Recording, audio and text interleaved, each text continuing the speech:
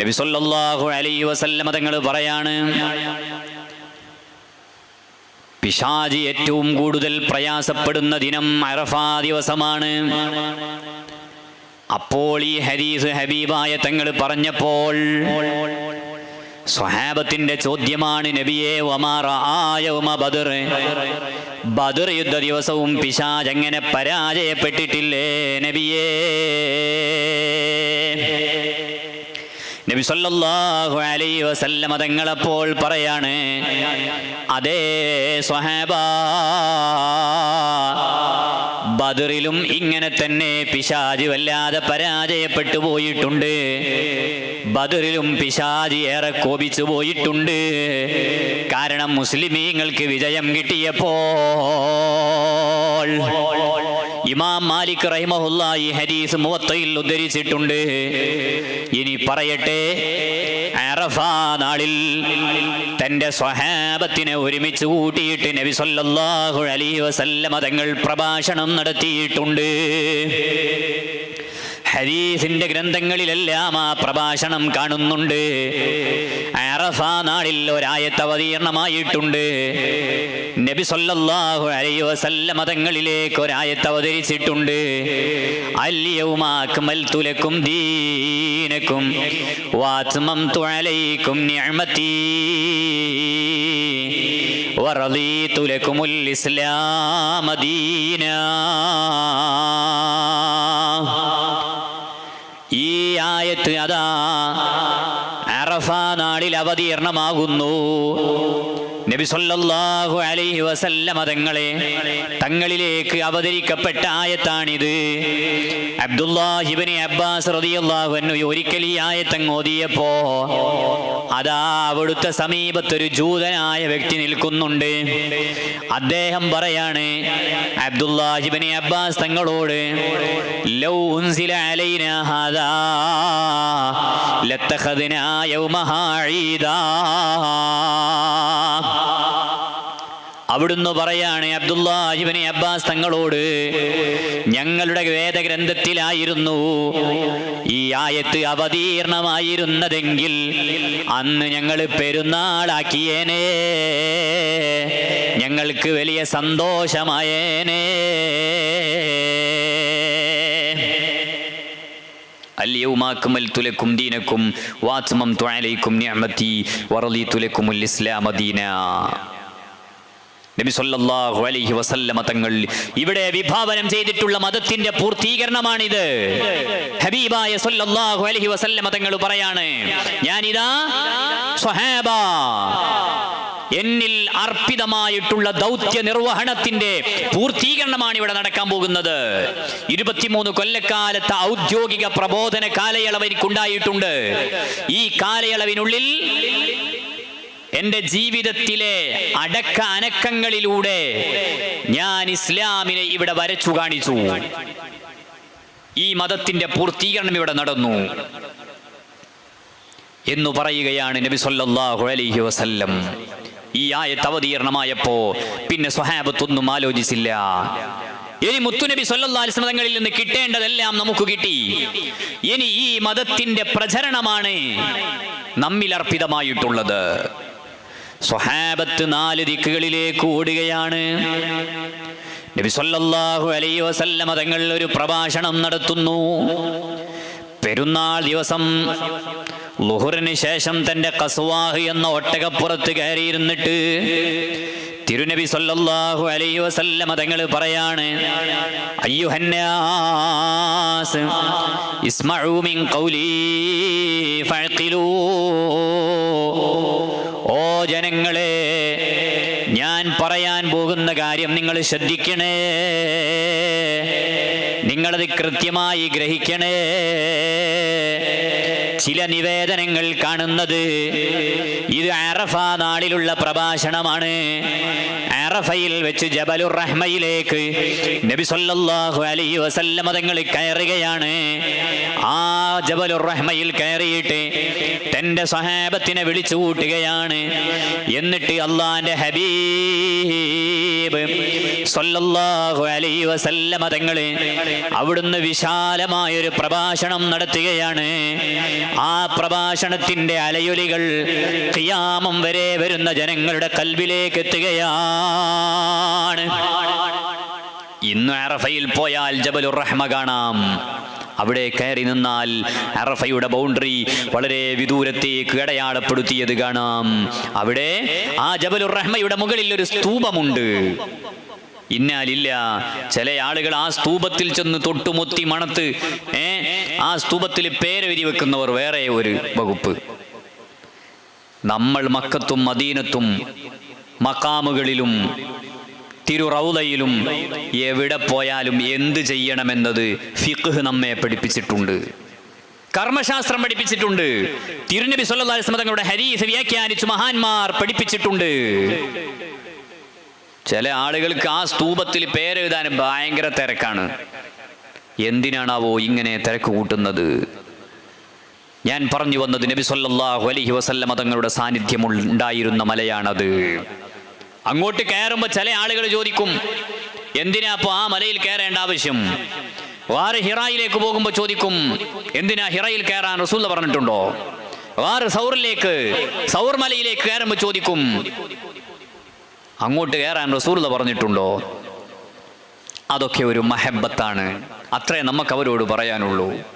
محلتني النصح لكن لست أسمعه إن المحب عن العذال في صممي مولاي صل وسلم دائما أبدا على حبيبك خير الخلق كلهم. അത്തരം വ്യതിയാന ചിന്താഗതിക്കാരോട് നമുക്ക് പറയാനുള്ളത് ഇമാം ബൂസീരി റഹിമഹുല്ലയുടെ വാക്കാണ്. മഹൽതനിൻ നുസ്ഹ, നിങ്ങൾ ഞങ്ങളെ നിർമ്മലമായി ഉപദേശിക്കുന്നതാകാം, പക്ഷേ ലാകിൻ ലസ്തു അസ്മഉഹു, ഞങ്ങളത് ചെവിക്കൊള്ളാൻ തയ്യാറല്ല. കാരണമെന്തേ?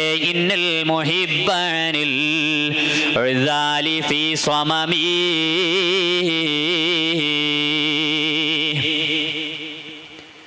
മുഹിബ്ബീങ്ങൾക്കൊരു പ്രത്യേകതയുണ്ട്, കൽബിൽ സ്നേഹമുള്ളവർക്കൊരു പ്രത്യേകതയുണ്ട്. അവരെ ആര് ആക്ഷേപിച്ചാലും ആര് ഇത് വേണ്ടാന്ന് പറഞ്ഞാലും അവർ ചെവിക്കൊള്ളാൻ തയ്യാറാകാറില്ലല്ലോ. ഇതുപോലെ അതൊരു മഹബത്താണ്. അറഫയിലെ ജബലുർ റഹ്മയിൽ കയറുന്നത് നബി സല്ലല്ലാഹു അലൈഹി വസല്ലം തങ്ങൾ കയറിയ മലയാണത്. ഏതോ ആവട്ടെ, ആ പർവ്വത മുകളിലേക്ക് കയറിയിട്ട് നബി സല്ലല്ലാഹു അലൈഹി വസല്ലം തങ്ങളുടെ ആരുറപ്പുള്ള ചില പദപ്രയോഗങ്ങൾ ലോകത്തെ കേൾപ്പിക്കുകയാണ്. അന്ന് ആ മലയുടെ താഴ്വാരത്ത് ഒരുമിച്ച് കൂടിയ സ്വഹാബ അത് കേൾക്കുകയാണ്. അവരവരുടെ കുതിരകൾ ഏതു ദിക്കിലേക്കാണോ തിരിഞ്ഞു നിൽക്കുന്നത് ആ ദിക്കിലേക്ക് അവർ കുതിരകളെ ഓടിക്കുകയാണ്. കുതിര മുന്നോട്ട് പായുകയാണ്. കേട്ടിട്ടില്ലേ നിങ്ങൾ മഹാനായ ത്വാരിഖ് ഇബ്നു സിയാദ് റളിയല്ലാഹു അൻഹു ഒരു ദൃഢപ്രതിജ്ഞയിലാണ്.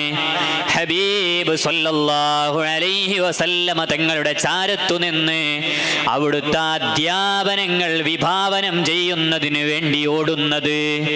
തൻ്റെ കുതിരപ്പുറത്തേക്ക് ചാടി കയറിയിട്ട് പോവുകയാണ്. എങ്ങോട്ടാണ് പോകുന്നത്?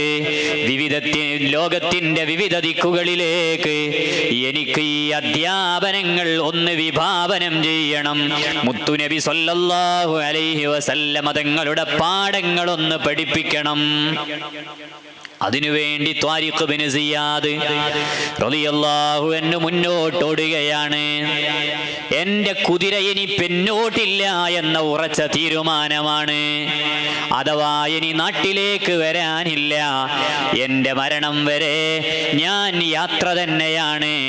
എന്തിനാണ്? ഹബീബ് സല്ലല്ലാഹു അലൈഹി വസല്ലമ തങ്ങളെ പഠിപ്പിക്കാനാണ്. മുത്തുനബിയുടെ ആശയങ്ങൾ പഠിപ്പിക്കാനാണ്. എൻ്റെ മരണം വരെ ഇനി ഞാൻ മദീനത്തേക്കില്ല, ഇനി എൻ്റെ നാട്ടിലേക്കില്ല.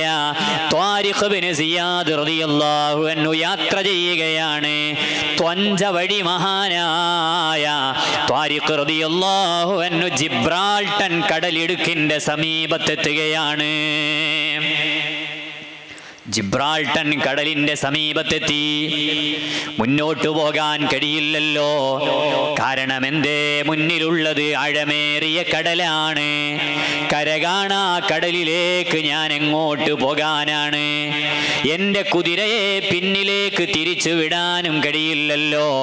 കാരണം എന്തേ? ഇനി പിന്നോട്ട് യാത്രയില്ല എന്ന ഉറച്ച തീരുമാനത്തിലാണ് മഹാനായ ത്വാരിഖ് ബിൻ സിയാദ് റളിയല്ലാഹു അൻഹു തന്റെ മുന്നിലുള്ള ജലാശയത്തെ തോൽപ്പിക്കുകയാണ്. തന്റെ ഈമാനികമായ ആവേശമാണ്, തന്റെ അടങ്ങാത്ത മഹബ്ബത്താണ്. തന്റെ കുതിരപ്പുറത്ത് നിന്ന് ത്വാരിഖ് ബിൻ സിയാദ് റളിയല്ലാഹു അൻഹു താഴെ ഇറങ്ങുകയാണ്.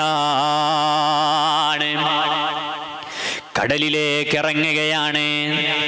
കടലിലേക്ക് എടുത്തു ചാടുകയാണ്. എന്തിനാണ്? എനിക്കിനി പിന്നോട്ട് പോകാൻ കഴിയില്ല. എൻ്റെ മുന്നിൽ ഒന്നും പ്രതിബന്ധമാകാൻ പാടില്ല. ത്വാരിഖ് ബിൻ സിയാദ് റളിയല്ലാഹു അൻഹു ജിബ്രാൾട്ടൻ കടലിടുക്ക് നീന്തി കടക്കുകയാണ്. ആദ്യമായി ജിബ്രാൾട്ടൻ കടലിടുക്ക് നീന്തി കടന്ന സ്വഹാബി വന്യരായ ത്വാരിഖ് ബിൻ സിയാദ് റളിയല്ലാഹു അൻഹു. ഇത് അറഫ പ്രഭാഷണത്തിൽ നിന്ന് കിട്ടിയ ആവേശമാണ്. ഇത് അറഫ പ്രഭാഷണത്തിൽ നിന്ന് കിട്ടിയിട്ടുള്ള എനർജിയാണ്. ആ ആത്മവീര്യം ചോർന്നു പോകാതെ മഹാനായ ത്വാരിഖ് റളിയല്ലാഹു അൻഹു കടലിടുക്ക് നീന്തി കടക്കുകയാണ്. സ്വഹാബത്ത് മുന്നോട്ട് പോവുകയാണ്. അറഫ പ്രഭാഷണത്തിന്റെ ആത്മവീര്യത്തിൽ മഹാന്മാരായ സ്വഹാബ അവരുടെ മുന്നിൽ ഒന്നും പ്രതിബന്ധമായില്ല. ഏതായിരുന്നു ആ പ്രഭാഷണം? നബി സല്ലല്ലാഹു അലൈഹി വസല്ലമ തങ്ങൾ ചോദിക്കുകയാണ്. അവിടുന്ന് പറയുകയാണ്, ഹജ്ജത്തുൽ വദാഇൽ പറയുന്നു, ഓ സ്വഹാബ, ഫഇന്നീ ലാ അദ്രീ ലഅല്ലി ലാ അൽഖാകും ബഅദ ആമി ഹാദാ ഫീ ഹാദൽ മൗഖിഫ്. ഓ സ്വഹാബ, അടുത്ത കൊല്ലം നമ്മൾ ഇവിടെ സംഗമിച്ചു കൊള്ളണമെന്നില്ല. അടുത്ത വർഷം ഞാൻ ഇവിടെ ഉണ്ടായിക്കൊള്ളണമെന്നില്ല. അടുത്ത വർഷം ആ ഹജ്ജിന്റെ സമയമാകുമ്പോഴേക്ക് എൻ്റെ വഫാത്താണ് സ്വഹാബ. അതുകൊണ്ടൊരവസാന പ്രഭാഷണം എനിക്ക് നടത്താനുണ്ട്. എനിക്ക് അവസാനമായി ചില കാര്യങ്ങൾ എനിക്ക് പറയാനുണ്ട് സ്വഹാബ. എന്നിട്ട് ചോദ്യമാണ്, അയ്യുഹന്നാസ്, ഹേ ജനങ്ങളെ, അയ്യു ഷഹ്രിൻ ഹാദാ, ഇതേതാണ് മാസമെന്നറിയുമോ സ്വഹാബ? സ്വഹാബത്ത് അപ്പോൾ മൗനം വീക്ഷിക്കുകയാണ്. ഒരു സ്വഹാബിയും മിണ്ടുന്നില്ല. അപ്പൊ നബി സല്ലല്ലാഹു അലൈഹി വസല്ലമ തങ്ങൾ പറയാണ്, ഹാദാ ശഹ്റുൻ ഹറാം, ഇത് പവിത്രമായ മാസമല്ലേ സ്വഹാബ? നബി സല്ലല്ലാഹു അലൈഹി വസല്ലമ തങ്ങൾ ചോദിക്കുകയാണ് അടുത്ത ചോദ്യം, ഫഅയ്യു ബലദിൻ ഹാദാ, ഓ സ്വഹാബ, ഇതേതാണ് നാടെന്നറിയുമോ? ഫസകതു, സ്വഹാബത്ത് മിണ്ടുന്നില്ല. റസൂലുള്ളാഹ് സ്വല്ലല്ലാഹു അലൈഹി വസല്ലമ തങ്ങളുടെ മറുപടി വരുന്നു, ഹാദാ ബലദുൻ ഹറാം, ഇത് വിശുദ്ധമായ പവിത്രതയുള്ള നാടല്ലയോ സ്വഹാബ? മൂന്നാമത്തെ ചോദ്യമാണ് അയ്യു യൗമിൻ ഹാദാ, ഓ സ്വഹാബത്തെ ഇതേതാണ് ദിവസമെന്നറിയുമോ? ഫസകതു, സ്വഹാബത്ത് മിണ്ടുന്നില്ല. ഫഖാല യൗമുൻ ഹറാം, ഇത് പവിത്രതയുള്ള നാളല്ലയോ സ്വഹാബ, ഇത് മഹത്വമേറിയ നാളല്ലയോ സ്വഹാബ. ഈ ഒരു മുഖവുരയ്ക്ക് ശേഷം, ഈ ഒരാമുഖത്തിന് ശേഷം, ഇങ്ങനെ ഒരു ഇൻട്രൊഡക്ഷൻ ഇട്ടതിന് ശേഷം നബി സല്ലല്ലാഹു അലൈഹി വസല്ലമ തങ്ങൾ പറയുന്നത് എന്താണ്? സ്വഹാബത്തെ, ഇത് പവിത്രതയുള്ള മാസമാണ്, ഇത് പവിത്രതയുള്ള നാടാണ്, ഇത് പവിത്രതയുള്ള ദിവസമാണ്. ഒരു കാര്യം ഈ ദിവസത്തിൽ, ഈ മാസത്തിൽ, ഈ പവിത്രതയുള്ള നാടിനെ സാക്ഷി നിർത്തിയിട്ട് ഞാൻ പറയട്ടെയോ? ഇന്നല്ലാഹ ഖദ് ഹറമ ദിമാക്കും വഅംവാലക്കും വഅറാദക്കും കഹുർമതി ശഹരിക്കും ഹാദാ ഫീ ബലദിക്കും ഹാദാ ഫീ യൗമിക്കും ഹാദാ. ഓ സ്വഹാബ, ഈ നാടിന് മഹത്വമുള്ളതുപോലെ, ഈ ദിവസത്തിന് മഹത്വമുള്ളതുപോലെ, ഈ മാസത്തിന് പ്രത്യേകതയുള്ളതുപോലെ ഇന്നല്ലാഹ ഖദ് ഹറമ ദിമാക്കും, നിങ്ങൾ ഓരോരുത്തരുടെയും രക്തത്തിന് മഹത്വമുണ്ട്, ഓരോരുത്തരുടെയും രക്തത്തിന് പവിത്രതയുണ്ട്. വഅംവാലക്കും, നിങ്ങളുടെ സമ്പത്തിന് മഹത്വമുണ്ട്. വഅറാദക്കും, ഓരോരുത്തരുടെയും അഭിമാനത്തിന് മഹത്വമുണ്ട്. മൂന്ന് കാര്യങ്ങളാണ് സയ്യിദുനാ മുഹമ്മദുർ റസൂലുള്ളാഹി സ്വല്ലല്ലാഹു അലൈഹി വസല്ലമ തങ്ങൾ പറയുന്നത്. സ്വഹാബത്തെ, നിങ്ങളുടെ രക്തത്തിന് മഹത്വമുണ്ട്, നിങ്ങളുടെ രക്തത്തിന് വലിയ മഹത്വമുണ്ട്. ആരും പരസ്പരം വാള് പ്രയോഗിക്കാൻ പാടില്ല. അന്യന്റെ, തന്റെ കൂട്ടുകാരന്റെ രക്തം ചിന്താൻ പാടില്ല. അവന്റെ രക്തത്തിന് വലിയ പവിത്രതയുണ്ട്. അങ്ങനെ മറ്റൊരാളെ വധിക്കുന്നത് സബഉൽ മുബിഖാത്തിൽ നബി സല്ലല്ലാഹു അലൈഹി വസല്ലമ തങ്ങൾ ചേർത്തു പിടിച്ചിട്ടുണ്ട്. അതുകൊണ്ട് നിങ്ങളുടെ ഓരോരുത്തരുടെയും രക്തത്തിന് വലിയ മഹത്വമുണ്ട്. നബി സല്ലല്ലാഹു അലൈഹി വസല്ലമ തങ്ങൾ പറയുകയാണ്, നിങ്ങളുടെ ഓരോരുത്തരുടെയും രക്തത്തിന് അല്ലാഹു തആല വലിയ മഹത്വം നൽകിയിട്ടുണ്ട്. അതുകൊണ്ട് തീർച്ചയായിട്ടും നിങ്ങൾ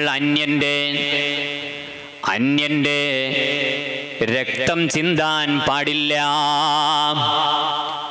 അവിടുന്ന് തുടർന്നു പറയുകയാണ്, നിങ്ങളുടെ രക്തത്തിന് മഹത്വമുള്ളതുപോലെ തന്നെ വഅംവാലക്കും, നിങ്ങളുടെ ഓരോരുത്തരുടെയും സമ്പത്തിന് മഹത്വമുണ്ട്. പരസ്പരം അപഹരിക്കാൻ പാടില്ല. മറ്റൊരാളുടെ സമ്പത്ത് അന്യായമായിട്ട് അപഹരിക്കാൻ പാടില്ല. എന്നിട്ട് ഹബീബായ സല്ലല്ലാഹു അലൈഹി വസല്ലമ തങ്ങൾ പറയുകയാണ്, വഅറാദക്കും, മറ്റുള്ളവരുടെ അഭിമാനത്തിന് ക്ഷതമേൽപ്പിക്കാൻ പാടില്ല. അന്യന്റെ അഭിമാനത്തിൽ കല്ലുവാരിയിടാൻ പാടില്ല. അന്യരുടെ സമ്പത്ത് അപഹരിക്കാൻ പാടില്ല. അന്യന്റെ ശരീരത്തെ വേദനിപ്പിക്കാൻ പാടില്ല. എന്നിട്ട് അല്ലാഹുവിന്റെ ഹബീബ് ഇതങ്ങ് പറഞ്ഞിട്ട് ചോദ്യമാണ്, അലാ ഹൽ ബല്ലഗ്തു, അലാ ഹൽ ബല്ലഗ്തു, അലാ ഹൽ ബല്ലഗ്തു. ഞാനിത് വായിക്കുന്നത് ഇമാം വാഖിദിയുടെ മഗാസിയിൽ നിന്നാണ്. ഇതേ ഹദീസ് തന്നെ 20-ലധികം നിവേദനങ്ങൾ സാധുവായ ഞാൻ ക്രോഡീകരിച്ചിട്ടുണ്ട്. വ്യത്യസ്തങ്ങളായ നിവേദനങ്ങൾ, ചെറിയ ചെറിയ മാറ്റങ്ങൾ കാണുന്നുണ്ട്. ഈ വാക്യം ചോദിച്ചിട്ട് അള്ളാന്റെ ഹബീബ് പറയാണ്, അലാ ഹൽ ബല്ലഗ്തു, ഓ സ്വഹാബാ, ഞാനിതാ നിങ്ങൾക്ക് എത്തിച്ചു തന്നിട്ടില്ലയോ?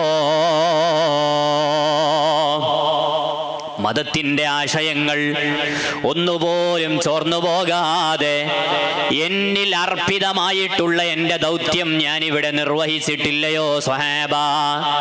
അപ്പോൾ പറയുകയാണ്, സ്വഹാബത്ത് പറയുന്നു, ഖാലൂ നഅം യാ റസൂലല്ലാഹ്, അതേ നബിയേ, എത്തിയിട്ടുണ്ട് നബിയേ.